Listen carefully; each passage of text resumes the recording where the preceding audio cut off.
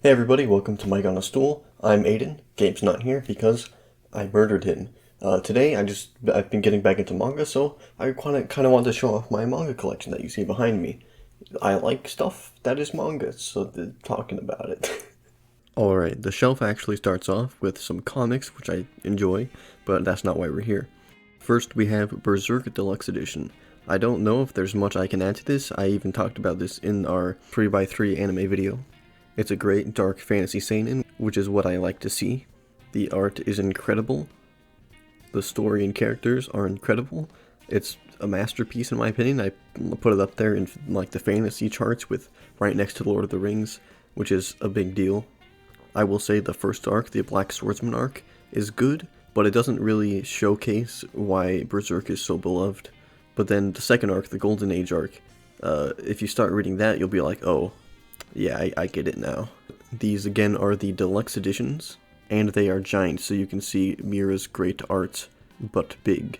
These deluxe editions are really great quality, though they are $40, which is a bit much for manga. The only real problem with them is that, you know, with standard size volumes, I can just lay in bed and kind of just hold it and read. But with Berserk, you don't hold it, you have to carry it and read. It's very hard to do. So yeah, rest in peace Kentaro Miura. I hope to finish collecting Berserk someday. Next up, we have Blam. Yes, it's not Blam, it's Blam for some reason. I think PewDiePie actually talked about this several years ago.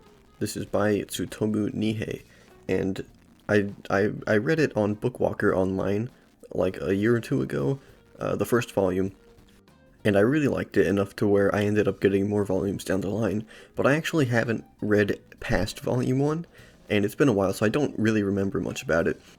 It's a cool sci-fi dystopian, like, future with stuff, you know, again, giant volumes, so this isn't a hardcover. And the art I really like, though the character's eyes always throw me off. It looks a bit weird. I wish I could say a little more about it, but yeah, it's pretty cool. Then we have Volume 1 of Blue Flag by Kaito. Now, Blue Flag is a romance manga. You can read it on the Shonen Jump app, which is where I was keeping up with it until it ended a little while back. They didn't release it like weekly. It was like they dropped a volume's worth of chapters all at once, like every volume, which was weird, but it was fine. This is a really good romance manga. It takes itself very seriously, even though it's set in high school, so you won't have the like, oops, I fell on boobies all the time. There's some great drama in here. Basically, there's this girl Futaba that has a crush on, you know, a big athletic guy named Toma, and she enlists the help of his best friend, I think his name is Taichi, to help her get close to them. And while that's happening, Taichi and Futaba actually start getting close to each other instead. There's a big spoiler at the end of Volume 1 that it will hook you if I say it, but I also think it's better experienced if you just read it by yourself. So there's a big plot twist at the end of Volume 1 that basically flips everything on its head, and it's great, and it kept me reading. The only problem I have with Blue Flag, and why I don't have more volumes, the ending sucks. Like, the last chapter, like the last chapter just completely ruins everything, and it makes it hard to recommend.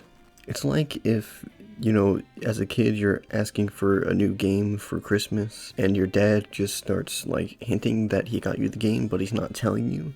Then on Christmas you open the package and you got the game, and you go to your console and you pop in the disc, and then your dad walks up behind you and just shoots you in the head. That's how the last chapter of Blue Flag feels. Next up we have Bride Story by Kaoru Mori. I haven't actually read this one, and I don't know what it's about. I think it's a seinen. They're set sometime in the past. Yeah, I haven't read it. It's been going since, I think, 2008, and it's still ongoing, though there's only 13 volumes, so it's not like One Piece frequency or anything. But yeah, it just kind of looked cool, so I picked it up. Next up is Captive Hearts of Oz, a Wizard of Oz reverse harem shoujo manga, published by Seven Seas, the first volume. I just picked it up because I was really curious about what could be done with this concept, and actually I really like it. It's very endearing, I guess. I talked about it a little bit on my other channel, Another Internet Nerd, so if you want to know more succinct thoughts from me, you can go check that out, I guess. Next up, Chainsaw Man by Tatsuki Fujimoto.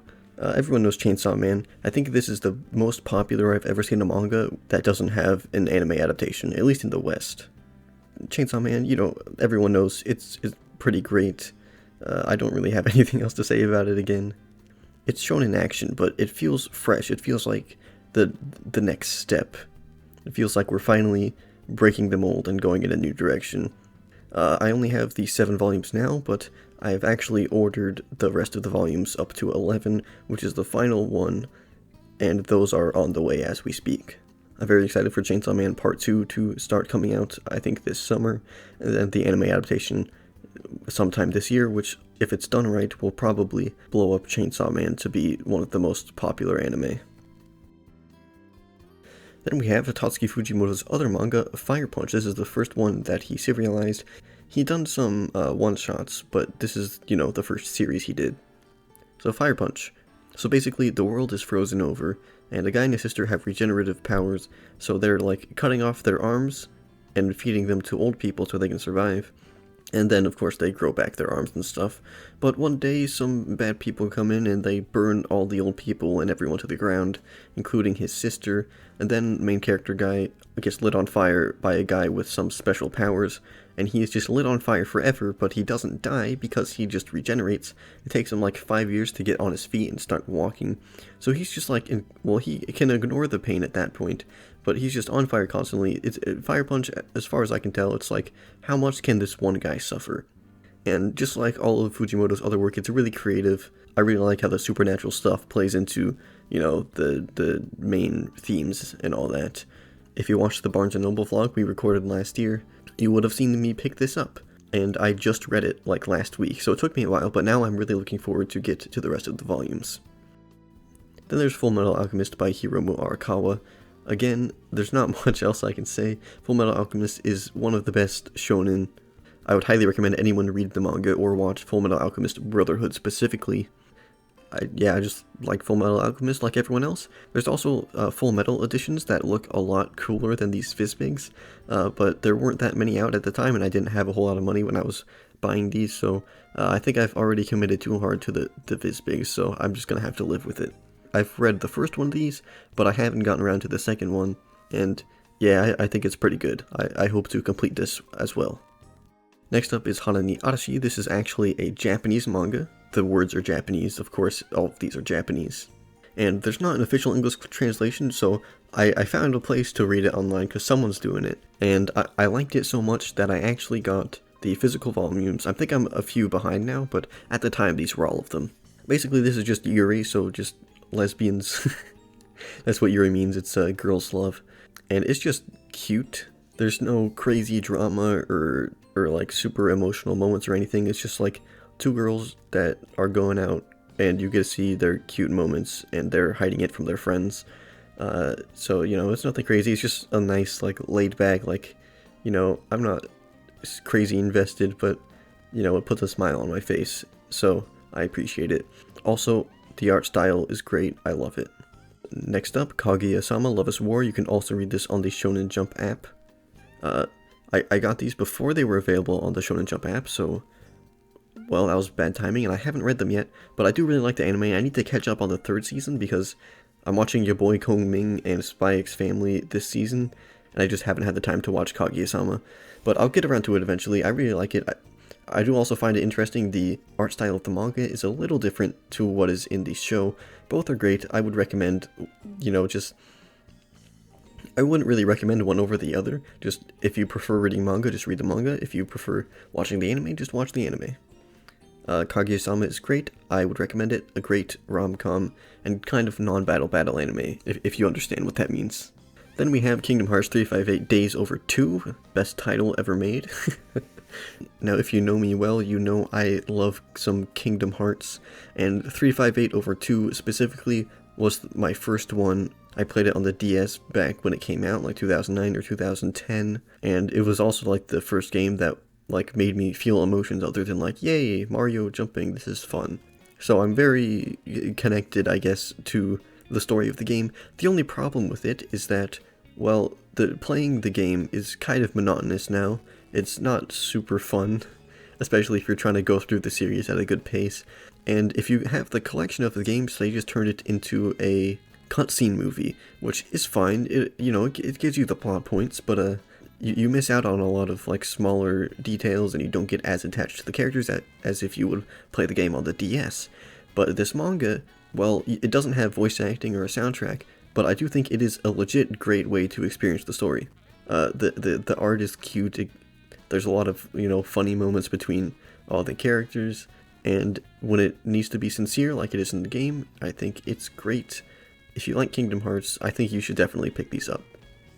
Next up is Kizawanto. This is another Japanese one. One interesting difference between Japanese and English manga is that the Japanese ones actually have like sleeves for the covers.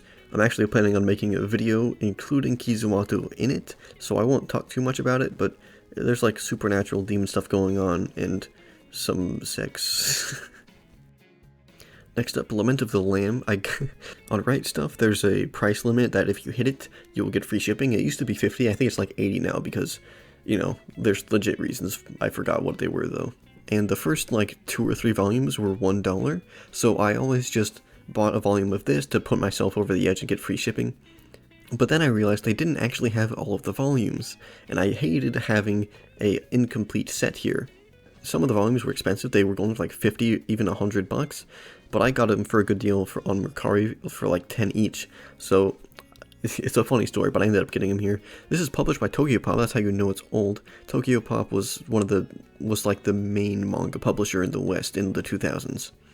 Lament of the Lamb. This is by the same person who did Sing Yesterday for me, which got an anime a couple years ago, I think. I really do like the art style. It's pretty cool. It's a kind of a vampire story where stuff happens, and the guy has bloodlust, and it's actually like a disease. So they're not like actual vampires. They just have a disease that makes them lust for blood. It's kind of weird. It's not wacky. It's very serious. It's not the greatest thing ever, but it's not terrible either. It's a solid like 6 out of 10. Next up is all the Zelda manga from Akira Himekawa. This was in a box set. Akira Himekawa is actually, I think, an alias for 2 people, the author and the artist. Big Zelda fan. I actually got this box set when I was a kid. I've read all of them. They're all great, I think. All usually 1 volume per game, but Ocarina of Time and 4 Swords have 2 parts. They're just a whole lot of fun. That's really all I can say about them. They're just fun if you like Zelda. They're very nostalgic for me, so maybe my perception is a little warped. But yeah, it's just a lot of fun. That's all I can say about it. I haven't read them in a very long time, but at the time that I read these, I actually didn't play, or at least I didn't finish any Zelda games. So this was like my introduction to the world of Zelda, and I think if I hadn't read these, I probably would have never gotten into them. Next up, Mobile Suit Gundam The Origin. I've always wanted to get into Gundam, and I heard that The Origin was great. I think it's like a redoing of the first Gundam story, which is really interesting. It's a hardcover. I think the art is really cool. And there's some colored pages in there. The art style I really like. It looks like it keeps that 80s style, but it still feels new. I haven't read it yet, but I'm really looking forward to it. There's also an anime for it. I think it's on Netflix. I don't know which one I'll do first, but I will get to it eventually. Next up, Neon Genesis Evangelion. I love Evangelion. I've seen a lot of people, I don't want to say hate on it, but be more not well receiving to it recently. So I've actually been thinking about it a lot because I've been writing a video kind of explaining why it's so beloved, why I like it, and why everyone, well, not everyone, but you know what I mean, why other people like it. This one, interestingly, is an adaptation, but not from the original creator Hideaki Anno. This is from Yoshiyuki Sadamoto. I've heard this has a different ending from the end of Evangelion movie and the ending of the rebuilds and the ending of and the ending of the original show. So there's a lot of different endings, which is exciting. I've only read the first of these so far, but I'm really looking forward to reading the rest of these. It's kind of hard to get in an Evangelion mood, so that's why I haven't. And also I like just having something to read on my shelf. Looking at the shelf and being like, oh yeah, I've read all this is a bad feeling. So yeah, that's Evangelion. There's also some really cool color pages in there as well. Next is Satoshi Kon's Opus. Now, I don't really remember what this is about, but I am really excited to read it too, whenever I get around to it. Satoshi Kon is my favorite anime director. He's dead now, but his stuff is great. He made Perfect Blue, Millennium Actress, which I have on Blu-ray. Paprika, Tokyo Godfathers, and the TV anime Paranoia Agent. And he did really creative stuff direction-wise, and also when he started writing them after Perfect Blue, story-wise, there's really like creative ideas, and they're all about love, and it's super powerful. And that really interested me in this Opus. He's done manga work before, and I don't know if I'm gonna go and read his other stuff, but I thought Opus seemed like a really cool idea. I don't remember what it is. Actually, I'll just read you the back of the book real quick. Opus is Kons' metafictional tale of Chikara Nagai, a creator under pressure to finish his latest graphic novel, Resonance, who finds that the harshest critic of the shock ending he's got planned is the character who will have to die in it. Nagai's strengths and weaknesses as a creator are tested beyond their limits, as his present and past and the worlds of the manga and of reality become the levels of a maze he may never escape, let alone get a chance to resolve the story. This is really interesting because, that's just a cool premise. And this is Satoshi Kon's, I think, last published work. This was published after his death, so that makes it even more interesting. I am really looking forward to getting into this. Next up is actually a light novel. This is Overlord Volume 1. In 2020, I watched all of Overlord, all 3 seasons. In fact, I like it so much that I went and watched all the chibi specials and stuff. I was really into it. And since there was no sign of Season 4, which has since been announced and I think is actually airing quite soon, as well as a movie that will finish off the story, but none of that was announced, so I was like, well, I will get the light novel, why not? I haven't read it yet, so oh well, but it has really cool art on the front, and there's, a few pages with art in them.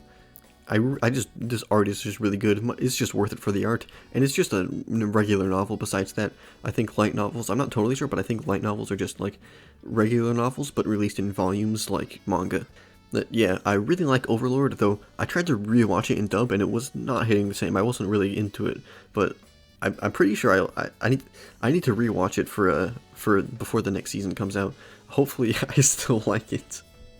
Overlord is a isekai, like Salaryman, an MMO he played with his friends is shutting down, and he invites all of his friends to just kind of go on like one last time, but like 2 guys show up and they leave, and then it's just this guy just sitting there. But then he gets trapped inside, and he is now his character, Einzelgaun, a really cool looking skeleton guy, and now he's just got to pretend to like be an evil overlord. And it's a really cool series. Again, I hope it was just the dub that was bad. It was getting a little grating. I didn't remember all of the like juvenile humor that was in it. But other than that, I think it's cool. Might just be the first 2 episodes, I don't know. Next up, Pokemon Adventures. This is similar to the Zelda manga. I got this.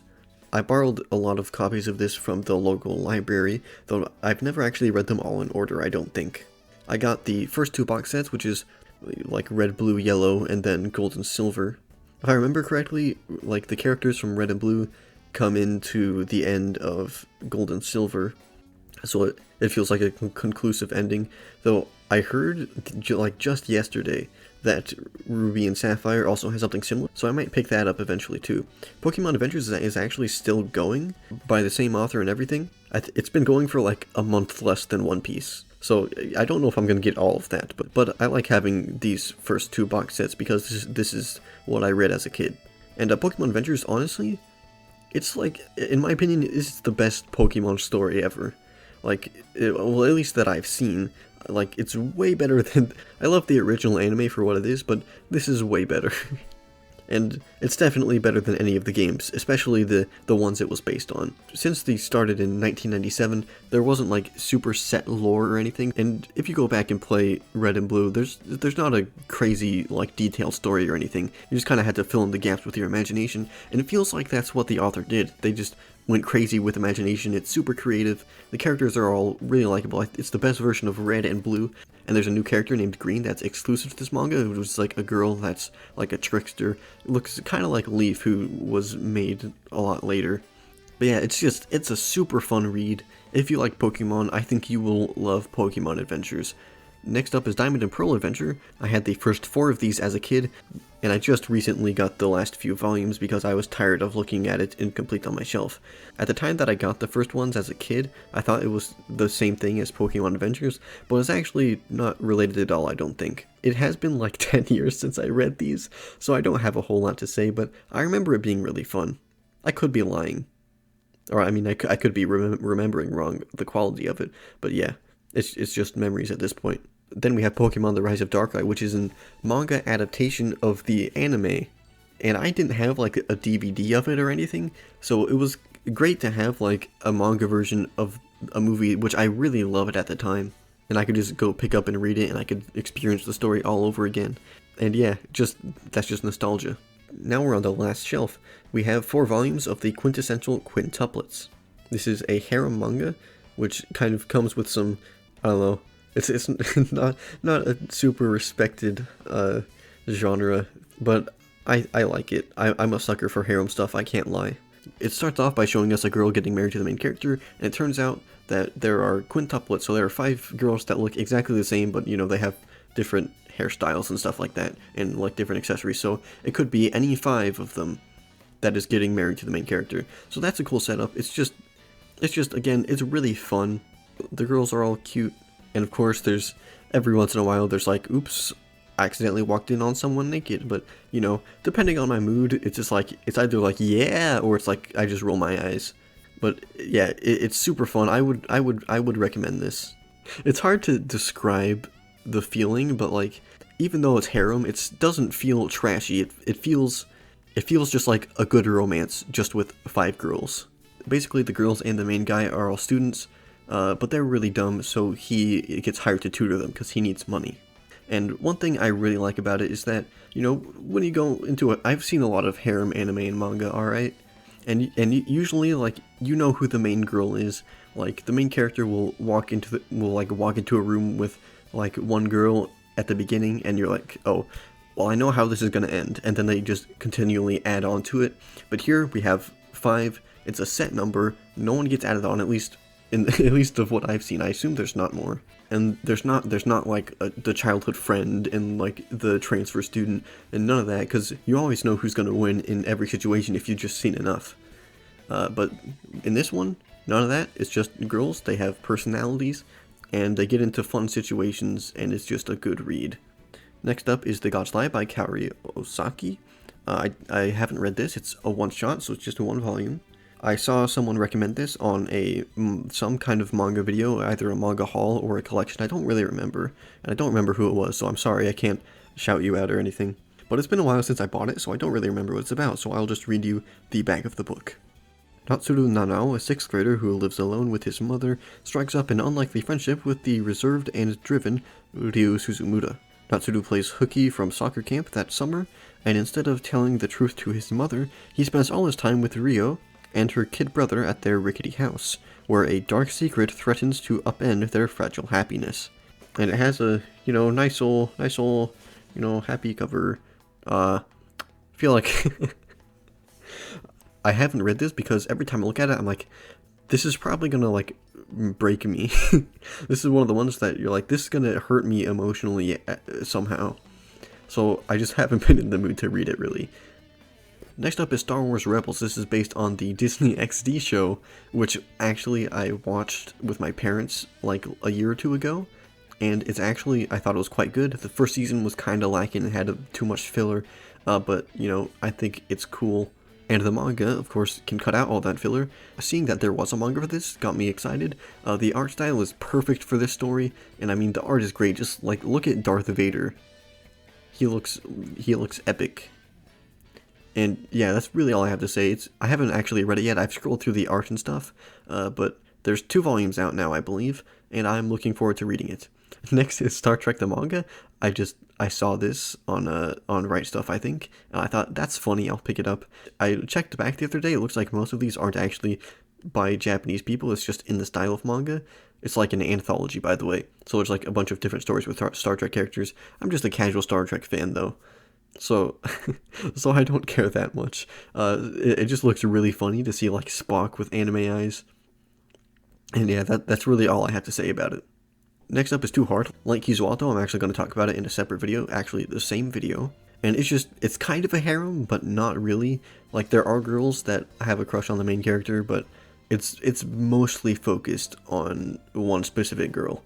And it's just a nice romance series. The anime for this I think is better, not the second season. That one is absolute garbage, but yeah, it's a nice little read. Then we have Vagabond. I've heard this, called a masterpiece. It's usually spoken in the same breath as Berserk, and it has like samurai stuff in it. I don't know what era this is specifically set in, but if we go to the right a little bit, you can see I have some books on samurai stuff and and Japanese history, and those aren't manga. Those are just straight up books. I just put them there because I didn't have other space.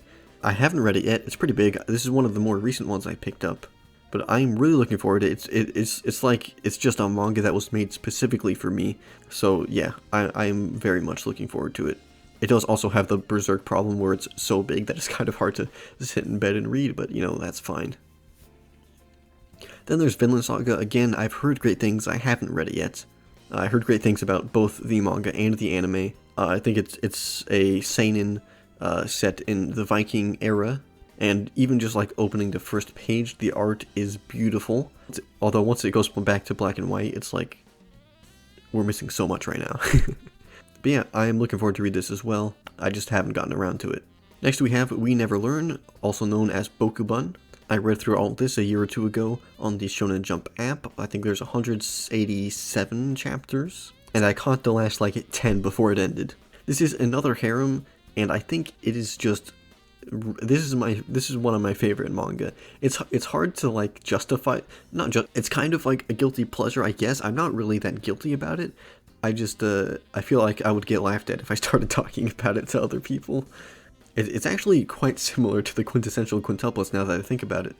Basically, at the beginning, there's two girls that are geniuses in specific areas of school, but they actually don't want to do those subjects. They want to do like the complete opposite, which they suck at.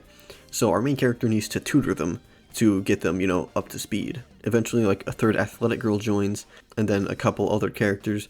Another thing I really liked about it is that there is multiple endings. I hope that's not too much of a spoiler, but the author kind of just said, whatever ending you want is the canon ending. And I thought that was really nice of him, because the worst part about harem manga and anime is the endings, because, if you have 5 girls, everyone's going to be rooting for one of them. So by making one of them win, you're making one group really happy, but you're pissing off the majority of your fan base. And by multiple endings, it's not like you just jump to whichever one you want to read, because you actually get conclusions to arcs that were set up previously in each ending, and stuff gets revealed and all that kind of stuff. I really like that in terms of the ending. I think like it's just a really heartfelt series, which sounds weird because, again, even more so than in the quintuplets, there's like, oops, I fell on some boobies. And, kind of roll your eyes or, enjoy it, whatever mood you are or whatever you enjoy. That's up to you. But yeah, it's just really heartfelt. The message, the message really spoke to me at the time because I read it at the end of my senior year of high school. I didn't really know what to do with my life. So yeah, I can't, it's been a while since I read it, so I can't really pinpoint what it was exactly, but it really spoke to me, and I really like it. And, once I collect all of it, I hope to give it another read. It's just kind of like, it was like I was kind of sad at the time, and I was stressing out. And I was like, you know what? Let me just read something I know I like. So I was like, I don't care anymore. I'm gonna read a harem. No one can stop me. And I ended up absolutely loving it. I think I might have hyped it up a little too much, but it's good. We Never Learn also got an anime adaptation, like 2018 or something. I wouldn't recommend that over the manga. I haven't watched all of it, but it skips a lot, and it's fine, but I would recommend the manga a lot more. Next up is Yuri Is My Job. This is another Yuri one, as the title suggests. This is actually the first Yuri thing I ever read, because I was like, I love romance manga and anime, but I was getting kind of tired of it. But I saw Yuri, and I was like, you know what, I'll give it a shot. I bought and read the first volume on Bookwalker, and I was like, wow, this is really nice. It's not a masterpiece or anything. I won't go and tell anybody that, but, it's just cute, Everyone knows that there's, like, maid cafes in Japan and everything, but there's, like, cafes themed around everything, like the Kirby Cafe. In this story, there's an all-girls school cafe where the girls just flirt with each other all the time, and that's kind of the gimmick. But that's not where the enjoyment comes from, though some of the behind-the-scenes stuff does end up leaking into that eventually. The main girl, Hime, I think her name is. First of all, one of the things I appreciated immediately about Yuri compared to, normal romance anime is that there's no generic romance protagonist. The protagonist is an actual character, and I really appreciate that. But yeah, so Hime kind of wants to be loved by everybody, so she's very fake. She doesn't speak out any of her real feelings or anything. And, then she accidentally breaks a girl's arm, so she has to take that girl's place at the cafe as a part-time job.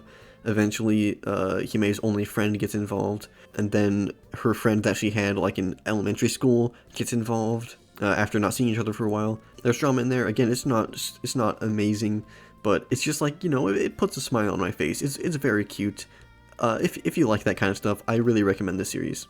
It's actually got an anime adaptation just announced like a couple weeks ago, I think, which is exciting on one hand because it's like, oh, more people are going to see it, but also the studio doing it doesn't have a great track record, so I'm not too hopeful. I'll probably watch a few episodes to kind of get a feel for it, see if it's good or not. But yeah, I really do enjoy this series. Alright, that's the end of the collection. If you want to see the socials of me and Gabe, you can go to the description. Since this is a manga video, I might put my Annie list or my anime list profiles down there as well. And yeah, hope you enjoyed.